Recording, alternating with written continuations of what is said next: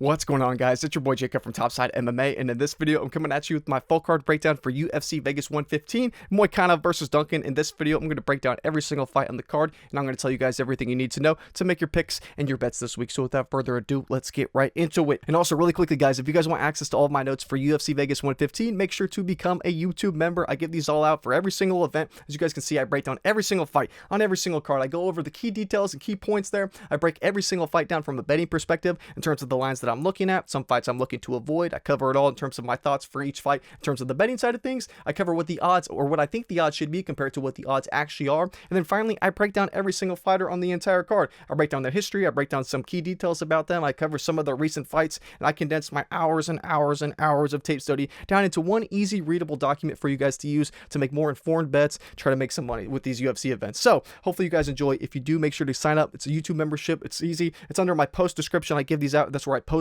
the notes every single week. I'm going to have these notes out for this card. I'm wrapping them up. I'm going to have them out probably Tuesday afternoon, somewhere around there. Sometime on Tuesday. I'm going to have them out tomorrow. So anyway, guys, thank you so much for all the support with the memberships and the recent signups. It's been absolutely awesome. I'm glad to see you guys enjoy it. Hopefully you guys enjoyed this week's notes. So anyway, thank you guys once again for all the signups. I greatly appreciate it. Let's get back to the video. Now, first up, we got Renato Moicano versus Chris Duncan in the main event. And at this point, these two guys are on different paths. Renato Moicano, the crafty veteran, he's older at this point, 36 years old. He's on the back nine of his career. I don't really see any fight-to-fight improvements from him at this point. 36-year-old lightweight. We're probably going to see him regress from fight to fight. Maybe not now, but at least in the next couple years, at least in the next 2 years or so. So with Moicano, I really don't expect to see anything from him that we have not seen before. It's more so with Chris Duncan. Chris Duncan is rapidly improving from fight to fight. He's a bit of an older prospect in the sense at 32 years old. He's definitely been a late bloomer compared to some younger guys, but I still feel like he is improving from fight to fight, and we have not seen the best from him. Now, with Renato Moicano, we kind of know his reasons for fighting at this point. We know he's Mr. Money, Moicano. He's about his bag. And now with the last couple of years, he really has been making some money. I mean, he went from a guy who was probably just scraping by to, at this point, Renato Moicano, pretty famous, pretty well-known fighter.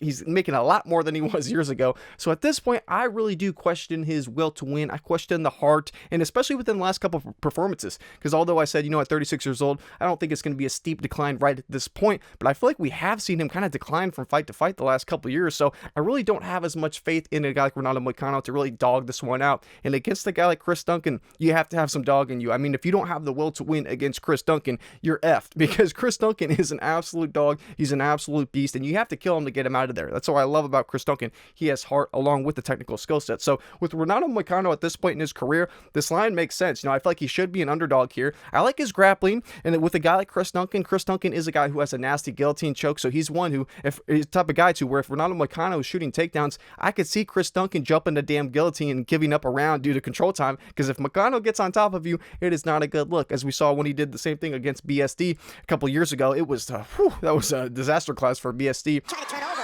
These are nasty shots. It's making him pay for that. So I am worried about Chris Duncan just in that sense. Hopefully he's not going to be jumping guillotines like a madman if Moicano comes in here trying to wrestle. But the thing is, Moicano, the cardio is just not what it used to be. I really don't have a lot of faith in the cardio with Moicano to really push a heavy pace for 5 rounds of grappling, whereas with Chris Duncan, I do trust his cardio a bit more. So in this type of a matchup, Renato Moicano, he's going to be at a disadvantage on the feet. I don't think he has the power advantage. I don't think he has the durability advantage. And in terms of the accuracy, it's really not great. I mean, 48% compared to 46% for Chris Duncan. It's not a world of a difference, but I really don't think Renato Moicano is just going to be able to put on some striking masterclass in this type of a fight. I mean, he lost a fight to Darrius where, yes, he got grappled a bit. We'll talk about the fights here in a second, but he really didn't put a beating on him. I know he hurt him towards the end of the first round, but that was really not a good look in terms of the striking prowess of a guy like Renato Moicano. And we know he is a grappler base. That's where he wants to take his fights. He wants to take fights to the ground. He wants to control guys. That's his bread and butter. So I do think he could have some success against Chris Duncan with that type of a game plan. Like I said, with Chris Duncan jumping guillotines, I do have the concerns there in that sense of at least Chris Duncan, he needs to just stick to a smart game plan, not jump guillotines like a madman and give up control time. As long as this fight is on the feet, like I said, I like the power advantage for Chris Duncan. I like the durability side for Chris Duncan. So I do like Chris Duncan in the spot. And we can talk about some of the recent fights now with Money Moicano. This is what I mean by the decline in recent years. I mean, we saw fights Jalen Turner, you can't even put anything on that. I mean, in the sense of Jalen Turner he thought he got the finish, then they didn't call the fight off. He thought it was a walk-off knockout. He didn't get it, and then he had an adrenaline dump in the next round, got finished there. So I don't really put a ton on that. It's just the BSD fight. This was beautiful. I mean, this was a masterclass. He dominated BSD in the grappling, ended up getting the finish, and obviously it was the doctor stoppage, but that was in France too. The crowd was not loving him for that one, and that was insane. That was back in 2024, not even 2 years ago. So I feel like Moicano looked absolutely great in this type of a matchup against BSD, that fight that he had. And in this type of a matchup, if he came in here with that same dog, that same will to win, that same hunger, that same skill set, in that same shape, he could be a real problem for a guy like Chris Duncan, because he looked great in the spot, and BSD is known for his grappling. And he really kind of had his way with BSD, and BSD has had a bit of a surge. You know, this win has aged pretty well in the last couple of years. Islam Makhachev, don't blame him. Short notice step up there. Anyone would have got smoked there. I don't put anything on that. The Beneil Dariush fight, though, this was a bad look, because he won the first round. The striking was back and forth on the feet, but he ended up rocking Dariush at the end. He won the round pretty decisively. Round 2 comes around.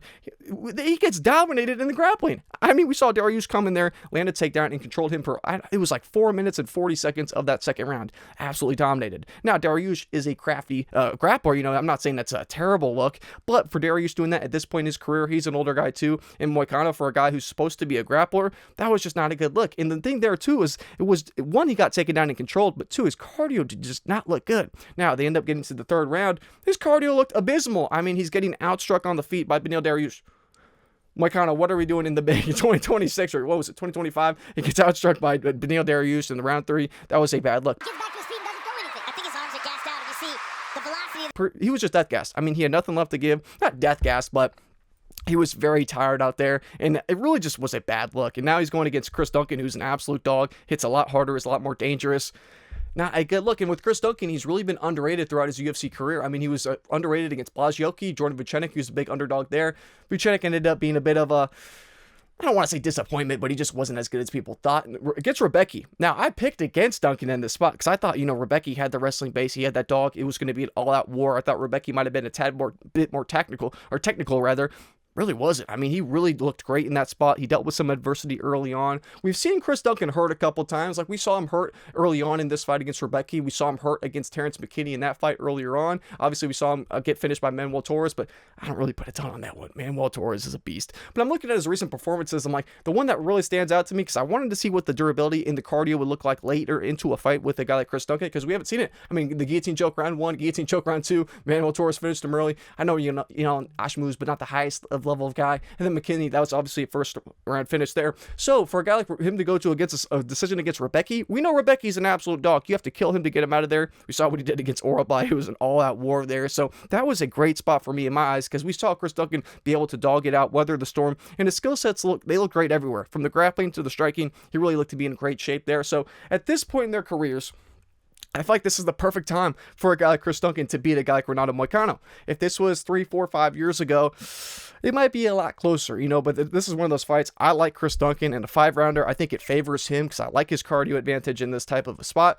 I just realized I forgot to change the colors for the recent fights too. Moicano has obviously had losses in this 5 most recent fights, so I apologize for that. I literally just realized that right now. But anyway, we do know that a guy like Chris Duncan in a 5-rounder should be able to have a lot of success, so I like him this week. I think for minus 190, I think this is a fair line. I already have action on Chris Duncan. I got him literally at 190. I know it's gotten a little bit further out. You know, I did miss a little bit of the momentum. It's gone from, I don't know, like a minus 160 to a minus 190 or something around there. It is moving in favor of Chris Duncan. I think Chris Duncan is a great value side. I thought about making him the play of the week. Haven't quite done that yet, but I got some action on him. I think from minus 190, anything around minus 200, I think is good value. I thought this line was going to be like a minus 250 or higher. If it was minus 300, I would not even be that surprised, honestly. So I do think Chris Duncan, just his will to win, the dog in him, he's going to push a lot harder pace than Moicano. And I think the longer this goes on, the more it's going to favor Chris Duncan. I think Moicano is going to look his most dangerous in probably round 1 or round 2.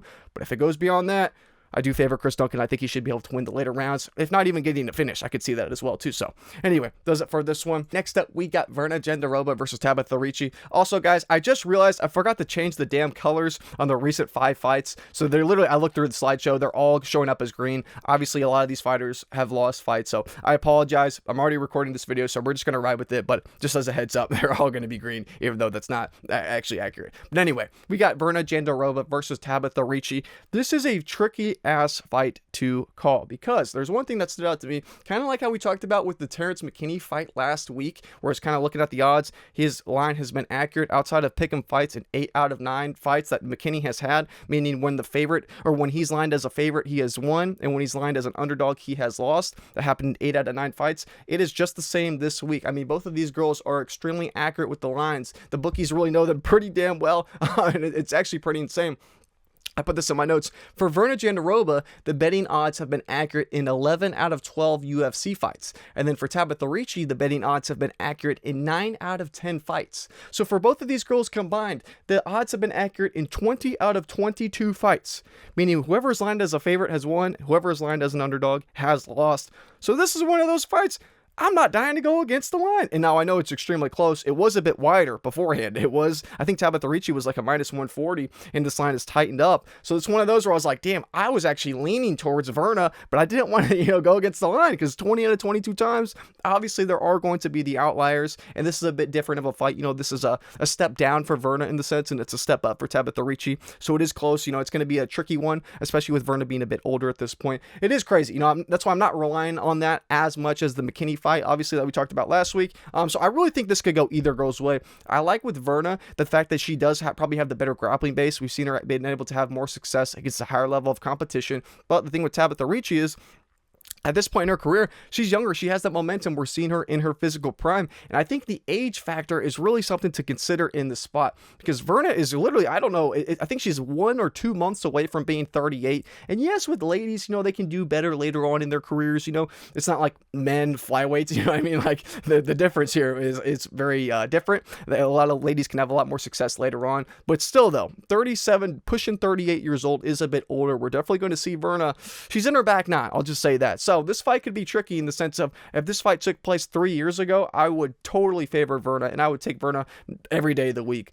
But the age factor here is a bit of a concern. Now, I don't think we've seen Virna really slow down that much. I don't think we've seen any serious decline in her game. We saw her actually look pretty decent in her last fight. I know she lost against Mackenzie Dern, but that was for the belt. She looked pretty solid overall, just was a step behind ever so slightly. So I don't think that was just she looks washed. No, I thought it was a close back and forth fight. Both girls had their moments. She just wasn't the better lady that night. But I do like Virna, and like I said, just a couple years ago, it would be different. But in this type of spot, I really have, it's tough to call. I think the line should be a pick 'em for a reason, because I think this experience in terms of the technical skills probably should go to Virna, but the youth and the athleticism and kind of the momentum are going for Tabatha Ricci. And if we break these two girls' fights down, the thing that I really like that's kind of leaning me towards Virna this week, sorry, make sure we got the right screens up. Bada boom, bada bang. The thing that I really like this week about comparing these two ladies is that they have fought the same opponent in a very short time period. Now, they both fought Yan Jiaonan. We saw Tabatha Ricci. She fought her back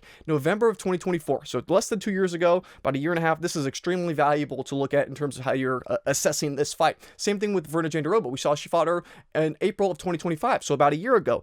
The differences in the outcomes for those two fights were extremely, extremely different. Virna won a 30-27 where she was able to rack up like 10 minutes or 10 plus minutes or just about 10 minutes of control time. And Tabatha Ricci lost a 30-27 decision where she wasn't able to have any grappling success and she got outstruck on the feet. It was awful. I thought I put it in my notes. Maybe I didn't, but the significant striking was abysmal. It was like 75-15 or something. I mean, it was just a terrible, terrible showing. And the thing about that fight that I like for comparing these two is that they both had the same game plan. Yan Jiaonan was the better striker on the feet, so they were both trying to grapple. They were both trying to take it to the ground.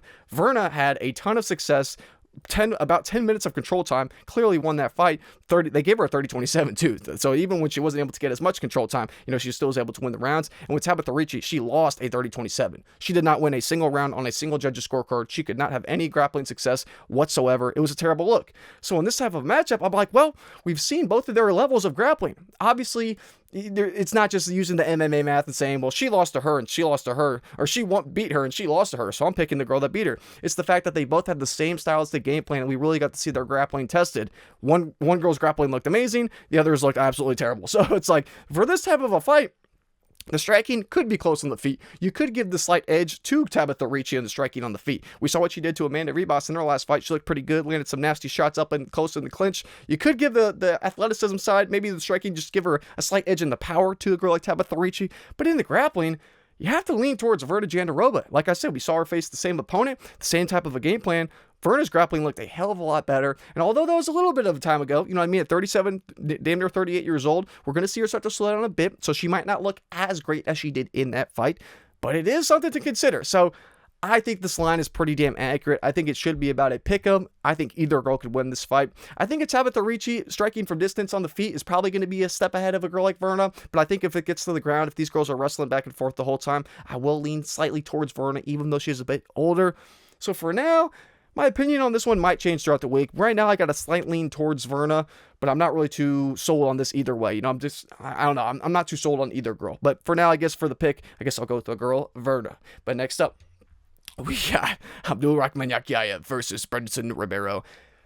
This fight pisses me off so much, man, because I like Brendson Ribeiro as a person, and I think he's a fun, entertaining fighter, but the UFC keeps trying to slaughter this man. They keep trying to murder him in 4K. I'm like, dude, he is not a boring fighter. There are so many boring fighters that the UFC, I could see if they're trying to put him to slaughter. You know what I mean? Like, yeah, let's just get rid of this guy. Let's get him out of here. Brendson Ribeiro's not one of those guys. He's a fun, entertaining fighter. You know, I like him as a person. So I'm really kind of sad to see this type of a matchup because I think Abdul Rakhman Yakhyaev is probably going to decimate Brendson Ribeiro. He's probably going to remove him from the earth. Is this line wide for a UFC debut or the second fight in the UFC? Yes, it is. It's extremely wide. But at the same time, I guessed it was going to be like a minus 1,000. Like I knew it was going to be absolutely shot. Minus 2,000 is genuinely insane. But there was a lot of favorites this week where there's huge favorite lines. If gun to my head, if I had to pick one of the ginormous favorites this week, this is probably the best one. I mean, even though minus 2,000 is completely unplayable, I think this is the most likely. I think if any of these fights with the big favorites are going to look like the favorite, deserve to be that big of a favorite, this is probably going to be the one. Because I do think most likely Abdul Rakhman Yakhyaev is going to land a shot on Brendson Ribeiro and put him out. Because Brendson Ribeiro is a decently well-rounded guy. You know what I mean? He's not just some random bum. Like, I think he actually is pretty well-rounded. It's just the chin problems. You know, he does have some durability concerns. It's not a good look, especially against a guy like Abdul Rakhman Yakhyaev, who, when he hits people, they go night-night. So, this is one of those. I really do worry for our boy Brendson Ribeiro. 9-5 to the KO. It's not going to be pretty. Abdul Rakhman Yakhyaev, first round knockout. Could be a submission. I doubt it, though. I feel like he's going to touch the chin. It's going to be night-night. Round one, brutal, highlight reel knockout. I am pissed, though. I wish it was someone else, because I do like Brendson Ribeiro, but it's kind of like Bruno Lopez last week. I liked him, but I figured he was probably going to die. This is kind of like the same thing. But anyway. Next up, we got Ethyn Ewing versus Rafael Estevam. This one's a little bit more fun to talk about. It will be a bit more competitive. There's a lot to talk about this fight, too, because there's a lot. All right, first of all, I like Ethyn Ewing. You know, obviously, he made his UFC short notice debut, stepping up on a couple days' notice against Malcolm Wellmaker, the up-and-coming hype prospect. He ended up winning that fight. Great look from Ethyn Ewing. I'm surprised to see him as a favorite, though. That was a great showing from him. He looked damn good on the feet. He was the better man, a better boxer in that fight. I don't know if it warrants being a favorite, though. There's some things we have to consider, though. Now, with Rafael Estevam, we know him pretty well at this point in his career. We know with Rafael Estevam, he's a one-trick pony with the wrestling. This man's striking is not good. I mean, you can see he has 47% striking defense. That's not good. And I know you can see with Ethyn Ewing, his striking defense is also 47%. That was a short notice step-up UFC debut, Madison Square Garden against Malcolm Wellmaker. I got him a little bit more slack versus Rafael Estevam. And Rafael Estevam is one of these guys, doesn't have the best striking. And we know he has to rely on his wrestling because outside of that, he's basically a fish out of water. It is not a good look anywhere else the fights could take place. Not saying he has no striking whatsoever. It's not that bad. It's just we know his strength and strong suit in the UFC is going to be the wrestling and the grappling. The thing with Rafael Estevam, though, is that his cardio is a concern. Now, he's stepping up to 135. As you guys can see, this is 135 pounds. He's normally been fighting at 125 pounds, where I imagine the weight cuts, obviously we know the weight cuts have been bad for him. And I can pull you guys over really quick because he's missed weight in 2 out of his 3 UFC fights. You can see Rafael Estevam, he missed against Charles Johnson. He missed against Felipe Muniz. So he's coming into these fights where he has to be a weight bully. He's missed weight in 2 of the 3 fights, and now he's moving up a weight class where that weight bully advantage in the sense is going to be diminished. You know, it's not going to be as strong as down at 125. This fight could be dicey. It could be dicey. And the thing, too, about Rafael Estevam, he's coming to these fights with unfair weight advantages. You know, he's got by closely, and all of his 3 UFC fights, all 3 of them, they have been 29-28 decisions. every single one he's had, he's never won a 30-27. They've all been 29-28s because he really looks good early on with the wrestling and the grappling, but then he gasses out in the third round. He slows down. He loses the third. So in this type of a fight, regardless of what happens in the first 2 rounds, I have to imagine Rafael Estevam is going to lose the third. So off the rip, I'm giving Ethyn Ewing, he's likely going to win the third round. Now, Rafael Estevam stepping up a weight class, who knows? The weight cuts are not as bad for him. His cardio, it could look improved at 135. So I'm not saying it's guaranteed that Ethyn Ewing would win the third round. It's just compared to his track record of Rafael Estevam, what he's looked like in his last performances, that's what you have to assume. But like I said, stepping up a weight class, it could look differently. But this type of a matchup, have to imagine on the feet, in the striking department, Ethyn Ewing's going to be better. He's going to be landing harder. I think he's the better striker overall. I give him that advantage. Same thing with cardio. We saw him go 15 full minutes on short notice step up against Malcolm Wellmaker. He looked fine. His cardio looked great in that spot. So with a full camp, I give him the clear cardio advantage as well. So this all comes down to if Rafael Estevam can land the takedowns or not. He probably can. He probably will. He probably will land takedowns in the first round at least. Second round could be close, but I imagine he will from the start. You know what I mean? It's more so the second round. That's where it's going to be a make or break. You know what I mean? That's where it's going to really come down to. But the thing where people are underestimating Ethyn Ewing, they saw his last fight against Malcolm Wellmaker, and they said, okay, that was a striking match for 15 minutes. Ethyn Ewing, he doesn't have any grappling. He doesn't have any wrestling whatsoever. Ethyn Ewing was a D2 college wrestler. Now, is that some D1 All-American level status? No, it's not that high. And against Rafael Estevam, hell, Estevam probably is the better wrestler, but you can't write off Ethyn Ewing's wrestling. He was a college D2 wrestler. I put respect on that. It's obviously he's had that background. He has that experience. He's been wrestling nearly all his life. So I don't write that off in the sense whatsoever. I don't think Ethyn Ewing's just going to come out here and get ragdolled. You know, I really would be surprised at that. So I think Ethyn Ewing can make this fight very competitive. I think this is going to be an extremely close fight. I get why the line is as close as it is. You know, with the UFC experience of Rafael Estevam, I thought he was going to be a favorite. I thought this line would be completely flip-flopped. Like, I thought Rafael Estevam would be like a minus 140-ish favorite just because he's fought the higher level of competition overall. I think Malcolm Wellmaker is a becoming good prospect, but he's definitely not proven in the sense compared to the guys that Rafael Estevam has fought. So, slight lean towards Rafael Estevam. The 135 weight is confusing though, or not confusing, but it's definitely a real kind of thorn in the side here of my analysis because I don't know how Rafael Estevam is going to look when he cannot be a weight bully like he was down at 125. His strength, his wrestling could look a lot worse at 135 compared to 125, especially because he missed weight in 2 out of his 3 fights. So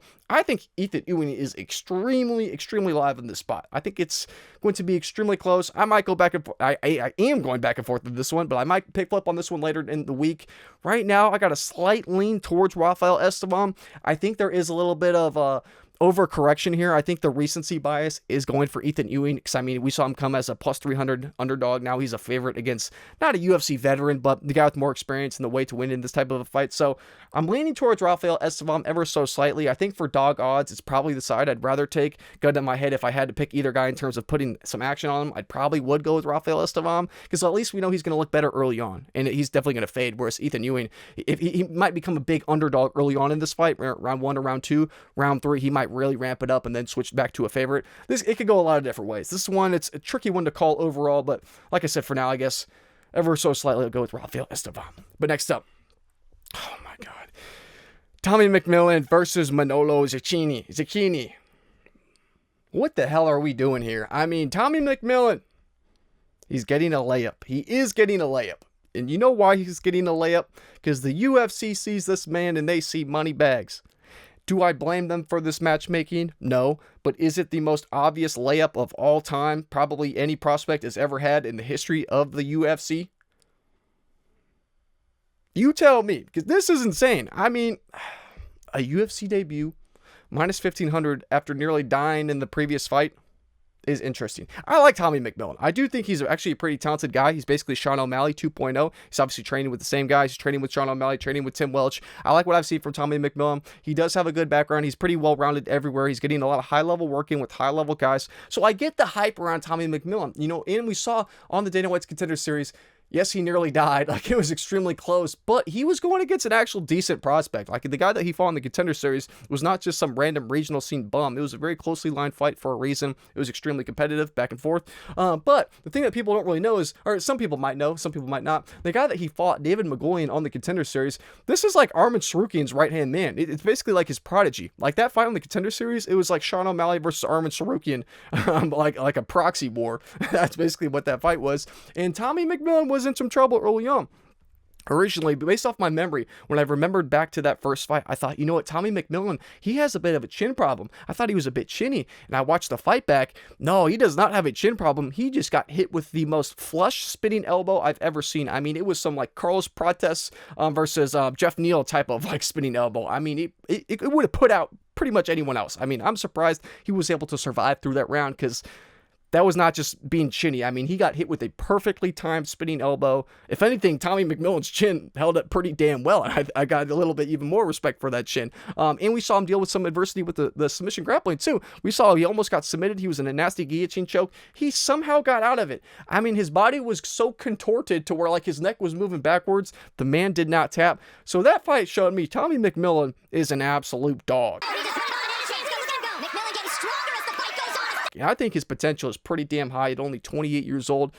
I'm kind of riding the wave for a little bit on Tommy McMillen. Now, I think he has a lot to prove. As you can see, some of the guys he's fought in the regional scene have not been great. 8-5, 2-0, 6-4, 14-35, 0-0, 7-4, 21-19. Not the highest level of competition. But who are they giving him? They're giving him Manolo Zecchini. Who is this, you might ask? Who the fuck is that guy? You tell me. We saw him fight once in the UFC. We saw him take a step up against Morgan Charrier. This was in France. They said, hey, pal, you're going to come get knocked out in 4K, and you're going to make the French crowd happy. He said, bet, sign me up. That's exactly what happened. First round knockout. It was crazy. I mean, Morgan Charrier did hit him with the crazy front kick. And I think it was a liver shot. They say body kicks, but I'm pretty sure it was the liver shot that put him out. But it was nasty. Like, I don't blame him for going down. But you watch this man fight. He is extremely reckless on the feet. I mean, the striking defense is pissed. He doesn't really have any type of defensively sound type of striking whatsoever. And he's not active. That was last time he fought in 2023. We have not seen him fight since. This guy also, he owns a gym out in Italy, which is interesting. So I imagine he's been out in Italy with that's his business. That's been his full-time focus. And the UFC has waited. They're like, all right, we need another prospect. We need you to go get knocked out in 4K against, or at least he could submit him here. But we need we need a finish from you, pal.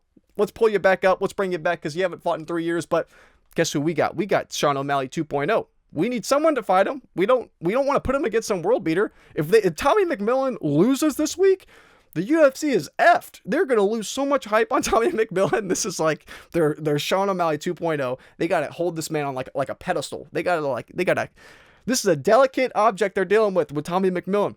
And they're not going to sell him out in this UFC debut. That's why they're giving him Manolo Zecchini. Is this line absolutely insane? Yes. But does it make sense?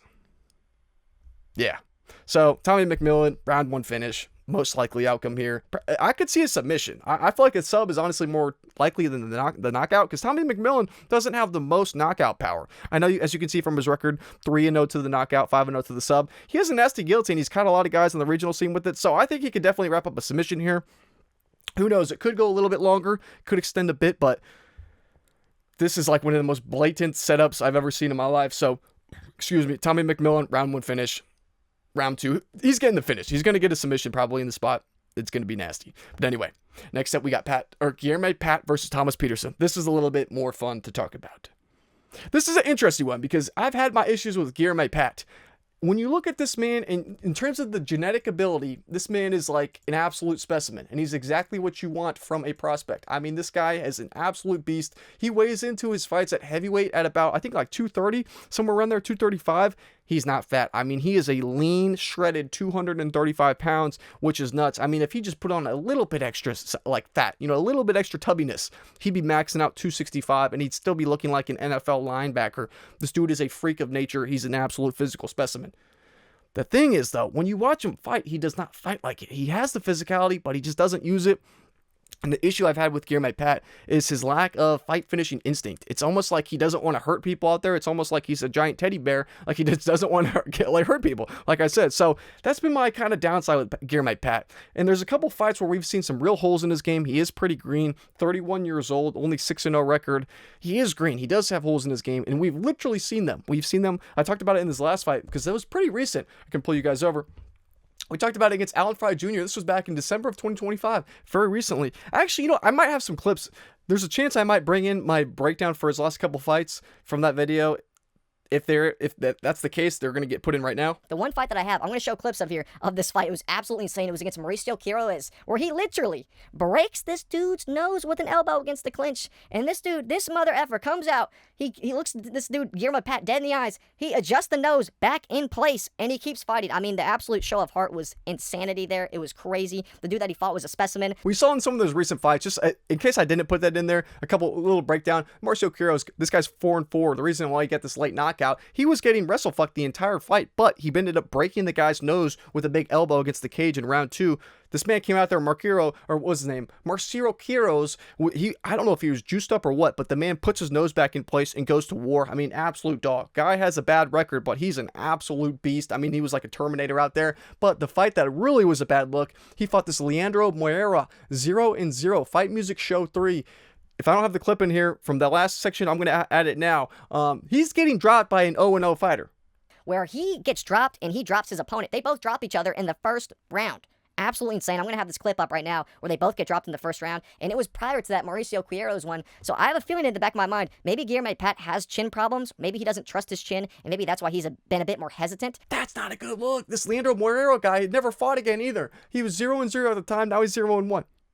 The man never fought again, and he nearly knocked Guilherme Pat out. A 0-1 regional scene journeyman jobber put him out, or nearly put him out in the first round.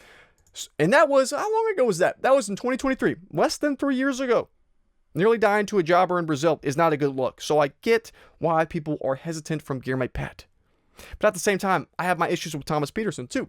Not as a person. He seems like a good guy. I like Thomas Petersen. But the thing with Thomas Petersen is he does have some chin concerns too. So the durability is not the best. We've seen his cardio has not been the best. The level of competition that he's fought, not the best. So I have my issues, not issues, but at least concerns, Losing against Jamal Pogues,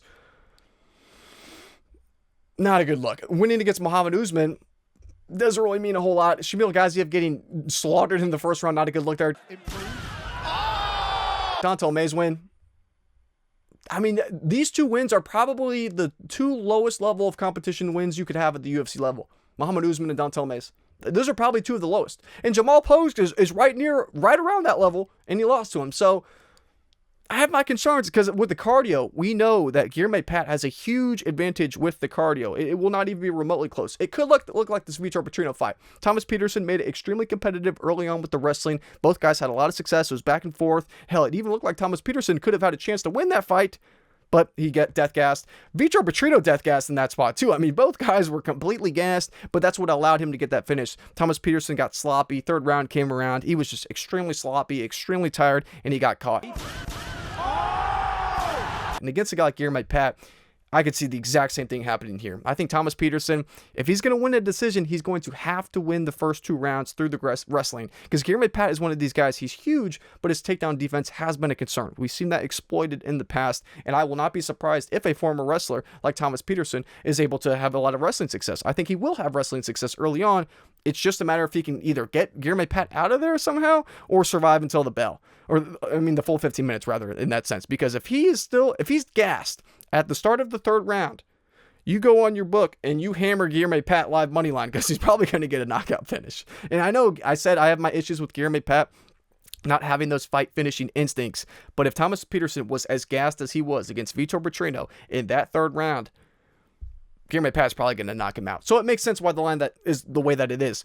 Thomas Petersen probably wins a decision if he can wrestle for 2 out of 3 rounds and he doesn't get finished, or Guilherme Pat probably knocks him out. That's how I see this fight going. So for now, I don't know. I guess I'll lean. I don't have a good pick for this. Gun to my head, I'll say Guilherme Pat, round 3 knockout. Anyway, next up, Jose Delano versus Robert Ruchala. I'm really excited for this fight. I think this is some good matchmaking. The thing that I don't like is the line. I do not understand why Jose Delano is this big of a favorite. Now, I like Jose Delano a lot. He's a good Christian man, and I like what he stands for, and I like Jose Delano. He's a clean striker. He's a clean, just overall fighter. I like his game, and I like him as a person. But I like Robert Ruchala, too. I like both these guys. But we'll start with Jose Delano. He's one of these guys. He originated from a Muay Thai background. He's a black belt in Muay Thai, purple belt in BJJ. We know he's well-rounded everywhere. The thing I like about him in this type of a matchup is that Jose Delano has very, very good takedown defense. And Robert Ruchala, we saw in his last fight, he was able to have some success mixing up the takedowns a little bit, mixing up the wrestling a little bit. So in terms of taking this fight to the ground, I don't know if Robert Ruchala is going to be able to do that against Jose Delano. I feel like this is going to be a lot of striking on the feet for 15 minutes. Who knows? Robert Ruchala could have some grappling success because we know a guy like William Gomis, he has good, damn good takedown defense. You know, he's a guy who wants to keep it on the feet too. So if he could have success against William Gomis, I think he probably could against Jose Delano. But it's interesting, you know, on the feet, I think this line is completely blown out because Jose Delano is probably the more technical striker on the feet. The thing about Jose Delano, though, is that he lacks power and his durability has been a concern in the past. He's one of these guys, I don't want to say he can be defensively vulnerable on the feet, but there are moments where he leaves himself open, and it could be a problem against a guy like Robert Ruchala, because Robert Ruchala is one of these guys, I'm probably butchering his last name, Ruchala.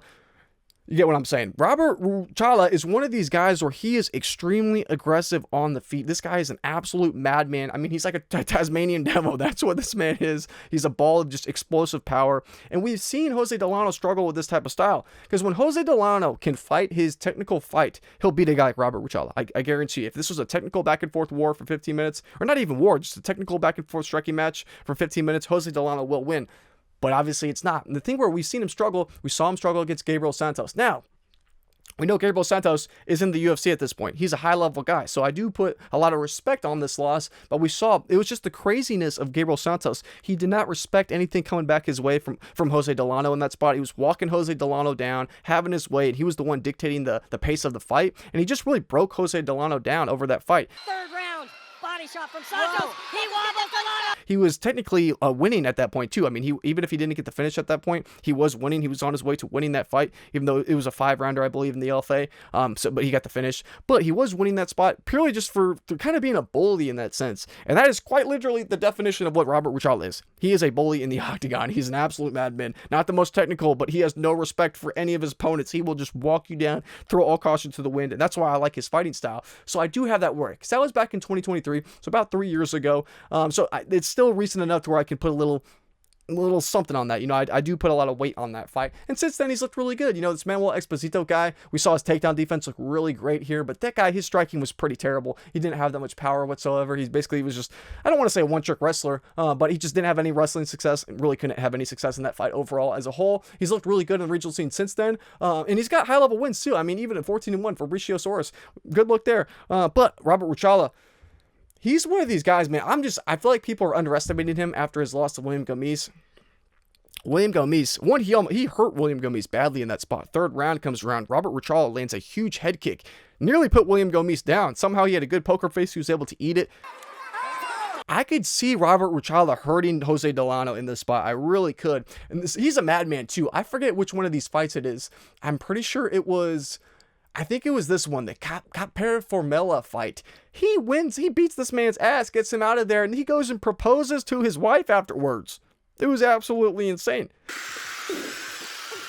If I put the clip in here, it was hilarious too, because I was watching it, and everyone in the crowd was going crazy, like applauding, like this man she just said yes, like obviously applaud the man who just is about to get married or just got engaged, whatever. And there's this girl in the crowd, and she's just like sitting there like with the mean mugging look. She looks all pissed off. I'm like,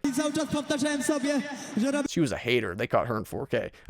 If I have that clip, I'll put it in here. But anyway, the man, he's a madman. And we saw, oh my goodness gracious, this fight he had against Patrick Kazimik. I don't know how to say it. This body kick he landed was absolutely insane. He walked the man down. He's a madman. This dude is crazy. He's a crash out. And like I said, he hurt William Gomis. Oh, I almost forgot about this fight too. This fight should have been a draw. But this is like the most prominent example of corruption. This fight was in France.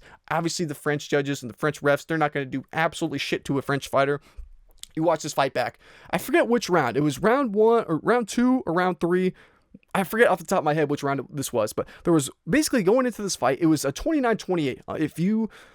There was a foul that we're going to talk about here in a second. This fight, it got ruled a 29-28 for William Gomis. Fair in that sense. This should have been a 28-28 because William Gomis hit one of the most blatantly obvious eye pokes I've ever seen in my life. I mean, I'm going to have the clip playing in here. He threw a punch out, like he reached the end of his arm, obviously, like it was fully extended. He didn't connect, and then he pokes his eyes out after the punch is thrown. I mean, it was the most blatant eye poke imaginable. Like, there's no way you could argue it was not intentional. It should have been an instant point deduction.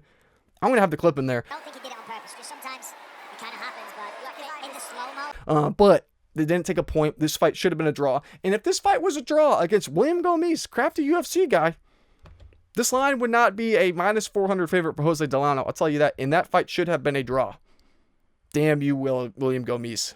Damn you. But anyway, I think Robert Ruchala is actually live this week. I'm going to pick Jose Delano because I do think he's the more technical guy. Small cage.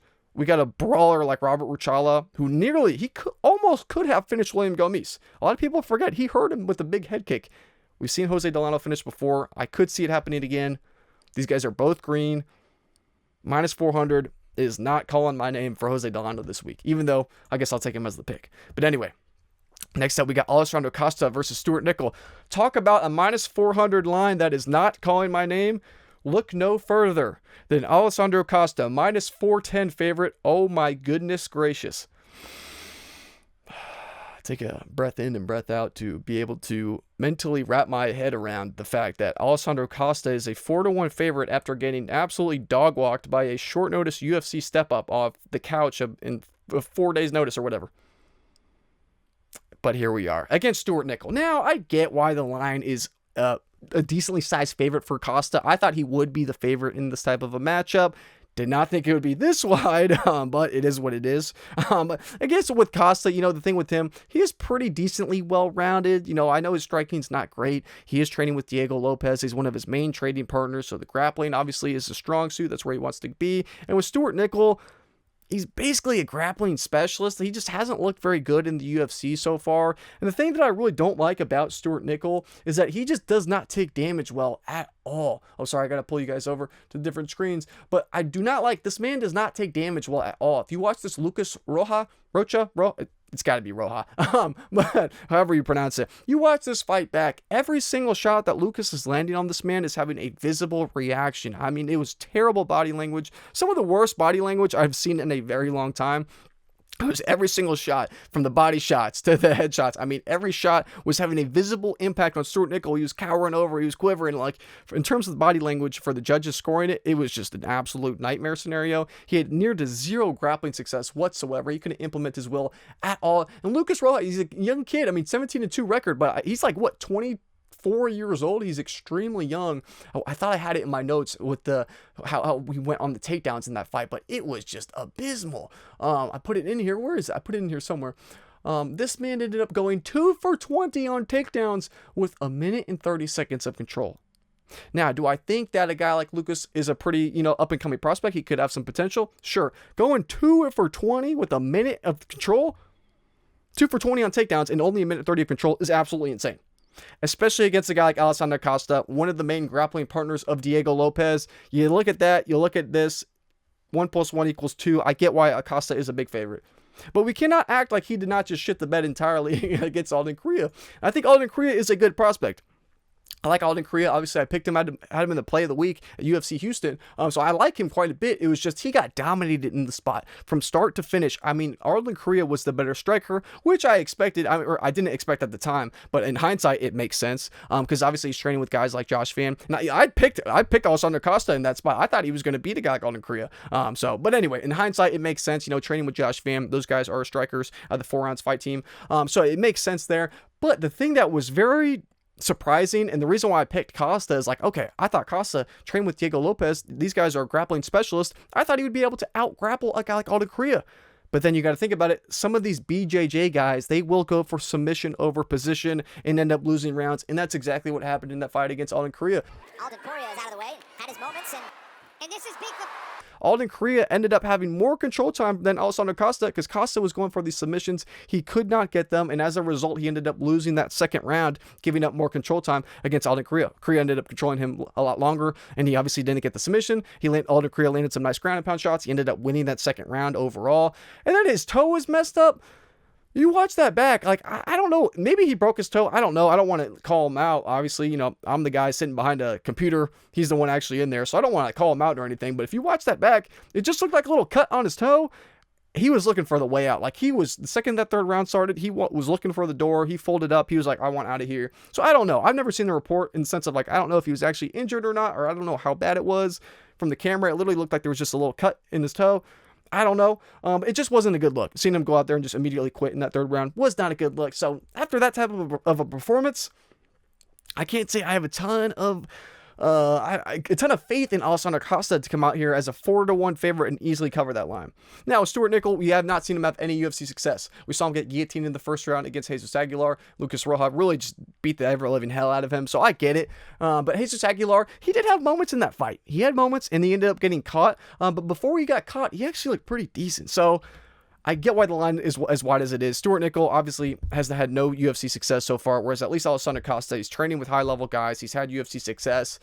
It's just one of these things where I don't think either of these guys are great strikers. I could see the grappling being competitive, and then you got a minus 400 ticket, and you're going to a split decision, and you're wanting to pull your hair out. So this is one I am staying far away from, but for the pick, I will take Alessandro Costa by decision. But next up, oh my goodness, we got Vannata versus Darrius Flowers. This is, I like a good low-level scrap where it's just like you got like some road to the UFC guys from China and they're just putting on an absolute war. Like, I love those types of fights. But then you got low-level fights and you're just like, what the hell is going on here?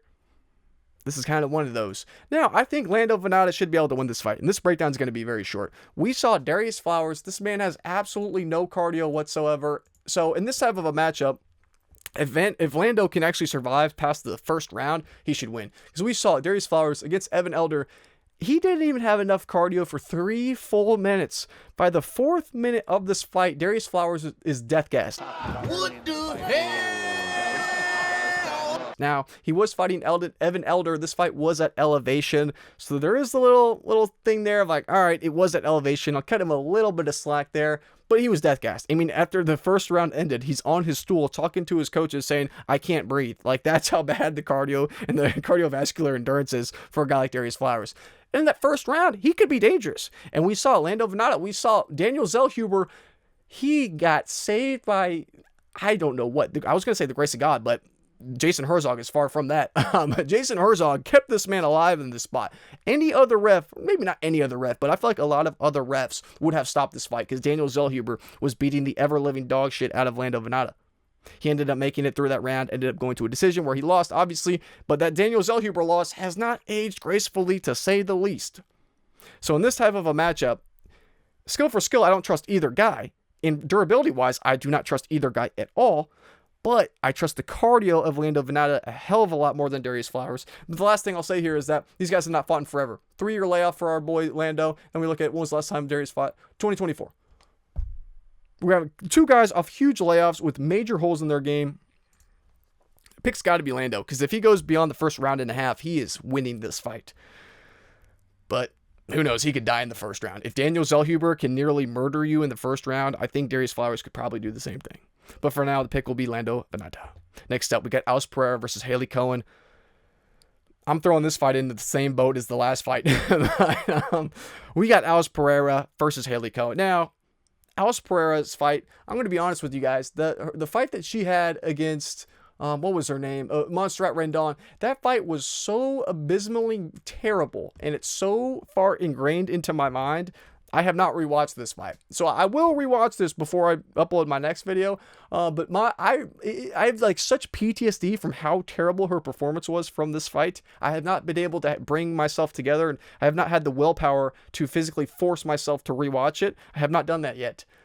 I might not even do it. It was that terrible. I mean, if Montserrat Rendon is piecing you up on the feet in the big 2025, I'm just going to leave it at that. But then we got Haley Cohen. She has issues of her own. Because the thing with Alice Pereira that you could give her is that she is young. 20 years old. She's extremely young, extremely green. So I don't want to be too harsh on her because Montserrat Rendon, at this point, say what you want, but she is a veteran at this point. She's been around for forever. She has probably, I don't know, double in terms of like the experience, I mean, she probably has an extra 15 years of experience compared to Alice Pereira. So I don't want to be too harsh on her for that terrible of a look. It was terrible, but there are like, okay, you could give her maybe a pass for that one. With Haley Cohen, though, she has issues of her own. And that's the thing with Haley Cohen. I put this in my notes. She's dealt with a lot of injuries and health issues throughout the years that have been a real concern for her and kind of been a reason why she's been out for this long. I put this in my notes. So I said, Cohen's career has been filled with injuries and illnesses. She was supposed to make her UFC debut in 2023 against Eileen Perez, but had to pull out due to an illness, which was confirmed to be an ovarian cyst rupture. She eventually fought Jamie Lynn Horth in April of 2023, where she missed weight and lost. She took a 2-year layoff due to injuries, and she eventually returned in April of 2025 to fight Nora Cornell, where she lost via round 2 sub. And now she's taken another year off and is now fighting Alice Pereira. It's been an up and down roller coaster for our girl, Haley Cohen. As you can see, I mean, you can literally see it from a record. She was supposed to fight Alan Perez. This was the ovarian cyst that we talked about. She fought Jamie Lynn Horth, lost there, took 2 years, or what was it? Yeah, 2025. Yeah, 2 years off for injuries. And now she's back she fought Nora Cornell after that 2-year break. And then she took another year off, 2026. So can I have a lot of faith in Haley Cohen? Absolutely not. She's riddled with injuries. But she has more experience. She is the better wrestler in this fight. So I'm picking Haley Cohen, damn it. I think she is the better wrestler, and as long as she doesn't death gas, she could have some success. Now, we saw in her fight against Nora Cornell, it wasn't great. She looked good early on. It's just she got tired. The cardio looked terrible later on in that fight. She ended up getting caught. Bad look there. So in this type of a matchup, Alice Pereira is a girl that wants to keep it on the feet. She's a striker. She comes from a striking background. Although she's as green as she is, there really is no background, but she's predominantly a striker. So Haley Cohen can probably take her down. Although Alice Pereira is pretty physical, she is a big girl for this weight class. I think Haley Cohen should be able to take her down, rack up control time. And as long as Haley Cohen does not death gas, I think she wins this fight. So for underdog odds, and this line's actually getting wider, I believe, too. I think Alice Pereira is like a -130, -140 favorite now. And so I think for dog odds, Haley Cohen's the side. Now, is it better to probably just sit this one out entirely? Yes. If you have a dime on this, you're probably going to hate yourself if it loses. So the smart play is to probably just sit this one out. But gun to my head, if I had to pick and I had to do something, I would take Haley Cohen. But anyway, next up, we got Azamat Yakhyaev versus Tresean Gore. I genuinely would rather take dollar bills and throw them into a burning fire than think about placing a bet on Azamat Yakhyaev at -600. And I mean that. I don't get how these fighters, this happens where it's like fighters lose in horrible fashion, get smoked, and then come in their next fight as a big favorite. We just saw it with Daniel Zellhuber. Big favorite, dominated, comes back as a big favorite, gets dominated again. I guess this is a little bit of a different situation. Azamat Yakhyaev is really not going against a crafty vet with years and years and years and decades of experience and high-level UFC wins. He's going against Tresean Gore, but still, I think this fight is going to be a lot closer than the line suggests. And I think people are completely writing off Tresean Gore, and I'm not there. I am not writing off Tresean Gore this week. This is one where I think the best path is to just avoid it entirely, because with Azamat Yakhyaev, we know from his last fight 2 things.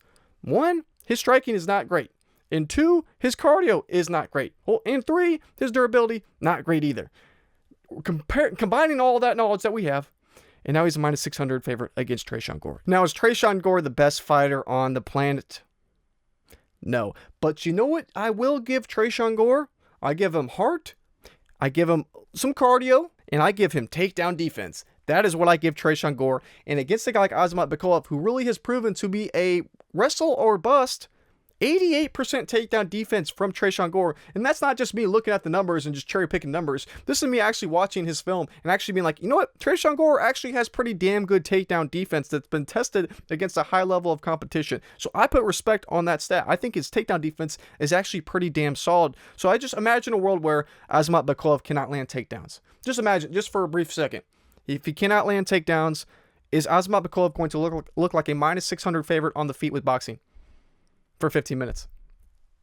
He's not. He's really not. And I don't know if he's going to have a ton of success wrestling against Tresean Gore, because at the same time we saw against this fight with Yusri Belgari, I think Yusri Belgari is a bit overrated. Even after that fight against Mansour Abdul Malik, I still think Yusri Belgari is overrated. I don't think he's as good as people say he is. But we saw in that fight, the man cannot get takedowns. The striking was not good. If he can't land the takedowns, he's going to sell out, and he death gas so poorly in that spot. But more so in terms of the striking, it was not very great. It was not a good look. And I know people are saying, well, Tresean Gore is an absolute terrible striker. Marco Tulio absolutely dominated him.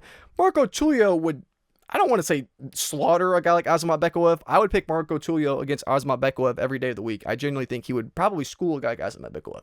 But this fight against Rodolfo Vieira, this is the one fight that's like, damn, Tresean Gore, this was a terrible look. I don't know if I put the numbers in my notes. Did I put them in here? But it was a god-awful look, because it wasn't the thing that worried me about this fight was not the grappling, because you look at a guy like Rodolfo Vieira, you're like, all right, the accomplished seasoned grappler. No, it was the striking. He got completely outclassed on the feet and striking Rodolfo Vieira. Rodolfo Vieira is one of these guys where I think he went to the fighting nerds. He's improved a lot. He's made a ton of improvements, and he's really kind of amped his game up everywhere. So I do put respect on the striking of Rodolfo Vieira, even though his last fight didn't really go his way. That wasn't the best look there. I don't want to just say Tresean Gore striking's terrible because of that fight. It's more so with Tresean Gore, I think he was just too hesitant. He was too hesitant to let the hands fly. He looked nervous out there. He looked afraid. He looked scared in the sense, and he missed weight terribly. I mean, what did he weigh in at? 189 and a half? That was a god-awful weight miss. I just think this fight could be dicey, man. I really think the striking, if Tresean Gore comes out here extremely motivated, extremely focused, and he's not hesitant to throw hands, I think he has the better cardio. And I think if this fight extends beyond a round and a half, I think Tresean Gore could actually win this fight, dare I say. I'm not picking him. I'm going to pick Azamat Bekaev. I think Azamat Bekaev, I think the likely outcome here is that he probably wins a decision over the course of 15 minutes by being the slightly better striker with a little bit more volume, and maybe he's able to rack up a little bit of control time against the cage. He might not land takedowns against Tresean Gore, but maybe he just does enough to just rack up some control time.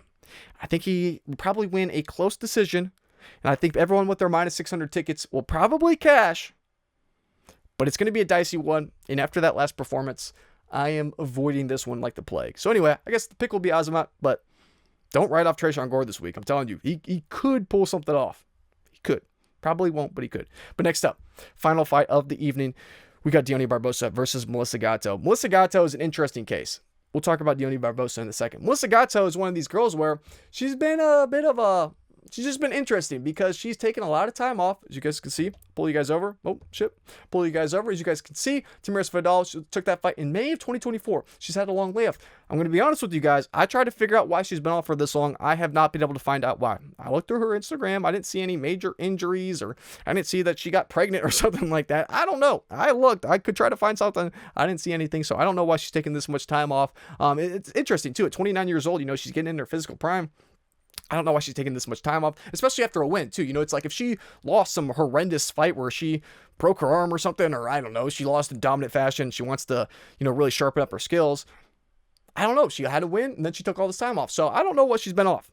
But I will say, I feel like some people don't know is that Melissa Gatto actually popped back in the day for, not steroids, but she popped for, I literally put it in my notes because I want to make sure I had the correct substance in here. I put it in here. Give me 1 second. Sorry. She popped, it's back in 2019, so multiple years ago, but I just want to let you guys know, I thought it was interesting when I was doing my research. I found out she ended up popping for furosemide, Furosemide, which is used to rapidly shed water weight before weigh-ins or dilute urine to mask the presence of performance-enhancing drugs. So she popped for that back in the day, 2019. She got suspended by USADA for a year. As you can see, now on Tapology, they say that she got suspended, or these fights got canceled for something. Gatto due to travel restrictions, Gatto injury. That could be the case. I don't know. But what I do know is that she got popped in 2019 for the drug use, and that's why she had to take a year off. As you can see, she didn't fight until 2021. Maybe travel restrictions. Maybe that's what they considered as the pop in there. I don't know.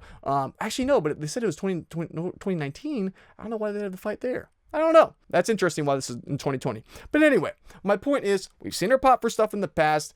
Maybe she's willing to do a little sneaky stuff outside the cage. Maybe that's affected things. I don't know. Or who knows? Maybe she just had issues with the weight. I don't know. It's just something I want to tell you. Maybe I'm going on a little bit of a tangent with it, because does it affect this fight? Probably not. It was a long time ago. But anyway, that's what these full card breakdowns are for. I can go on a little bit of a tangent. Don't do this in my other videos. But anyway, let's have a matchup.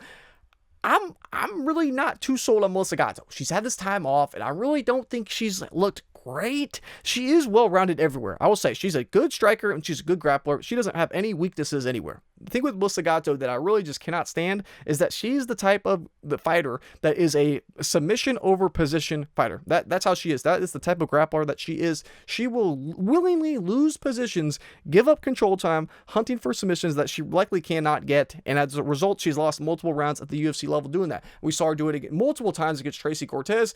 Ariana Lipsy de Silva, not as much. It was more so this Tracy Cortez fight, but it was just absolutely brutal watching this. She had moments where she could have probably or possibly won this fight against Tracy Cortez, but she got aggressive. She was getting hungry for the damn submissions, and as a result, she couldn't get them. Allowed Tracy Cortez to get on top, and Tracy Cortez is a wrestler. She's going for position over submission, so she ended up losing that fight there. And against a girl like Deone Barbosa, I could see her doing the exact same thing, where she might get to some dominant position in the grappling. She goes for a submission, she can't get it, because Deone Barbosa is the exact opposite. Deone Barbosa will not hunt for a submission. She will go for position. We saw that in her last fight. She literally was the polar opposite. She went for position over submission, and I love to see that. You love to see fighters going for position over submission, because if you can't get that sub, you're on your back. And that's what Melissa Gatto is. She's one of these girls. She's more than comfortable just laying on her back, hunting up submissions, whether it's a leg lock or an armbar that she can't get it, she's screwed. So I'm not sold on Melissa Gatto in that sense, and I'm just not dying to really put any action on her, especially at this close of a line, because I don't think she'll really cover it.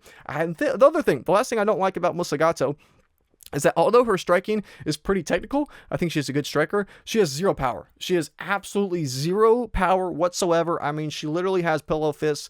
I'm not even under exaggerating there. I mean, or I'm not over exaggerating. She has pillow fists. She has no power in the hands whatsoever. And the fight against Ariana Lipsky de Silva, this really showed it. I mean, Lipsky de Silva was walking her down with zero care. That was good. It's counted as a significant which is ridiculous. She had absolutely no care in the world for anything that Melissa Gatto was throwing out, because there was absolutely no consequences. I mean, Lipsky, she ate a couple shots. I mean, she ate a couple flush shots from Gatto, because Gatto actually has some damn good accuracy. You know, she was landing some clean shots. Ariana Lipsky de Silva, her head wasn't even moving. I mean, she'd take a flush shot to the jaw and she'd be locked in. Her head would not even move. It just goes to show Gatto has nearly no power. And now we're comparing that to our girl, Deone Barbosa. Deone Barbosa, I'm high on Deone Barbosa. I'm not gonna lie. I think she's an upcoming prospect. I think she's actually pretty damn talented. I know she's 33. She's a little bit older, late bloomer there, but still, I'm high on Deone Barbosa. I think she's a sleeper prospect. She's good everywhere, and I thought she got robbed in her last fight. I watched it back, and I was like, you know what? I don't want to say it was a robbery. I thought Deone Barbosa should have won that fight. I was definitely more mad in the moment watching it, because I had a bet. I took the alternate spread on Deone Barbosa, but it would have it cashed either way. Like in the situation how it ended, the bet still cashed because I took her plus 7.5. So either way it was cashed. So I really was not biased in that sense. But I thought she won that fight. So I really do think she won that fight. And against Karine Silva, I do think Karine Silva was a little bit overrated, but I thought she won there. Before that against Dani Belbita, absolute low level. This was an absolute lock of the century. Before that gets Brandon Maverick, not the worst. Obviously, Brandon Maverick's a pretty decently high level girl. Donessa Karakati got to show off her striking. It really shows the levels to this. So I like Deone Barbosa. I think the physicality difference here, and I think the strength difference, and I think the power difference is going to be very apparent here. I think these girls are both tricky grapplers. I think they're both well-rounded. I think they're both high level strikers. I think they both have clean striking, clean grappling. Pretty much they're clean everywhere. But Deone Barbosa is going to be landing with a lot more power. If Deone Barbosa is landing flush shots, they're going to hurt Melissa Gatto. I'm not saying she's going to get knocked out or something like that, but you're going to see the power difference. You're going to see the physical effect. It's going to be a hell of a difference here between the shots coming from Deone Barbosa versus Melissa Gatto. So I like Deone Barbosa. I've been on high on her since she really came into the UFC. I think she's pretty damn talented. So pick has got to be Deone Barbosa for your boy. But anyway, guys, that does it for the full card breakdown. Hopefully you guys enjoyed. Hopefully you guys found some value. If you did, make sure to drop a like, drop a comment, subscribe if you're new. It goes a long way and helps a ton with the channel. So thank you guys so much for all the love on the recent videos. I'm excited to get this one out a little bit earlier than normal. It's going to come out Monday evening, but anyway, it'll be out here soon. But anyway, thank you guys so much once again. I'll have the later videos coming out, auction traps, best bets, win, recap. You guys know it. They'll be coming out later this week. So until then, I'll see you guys soon. It's your boy Jacob from Topside MMA, and I'm out. So peace.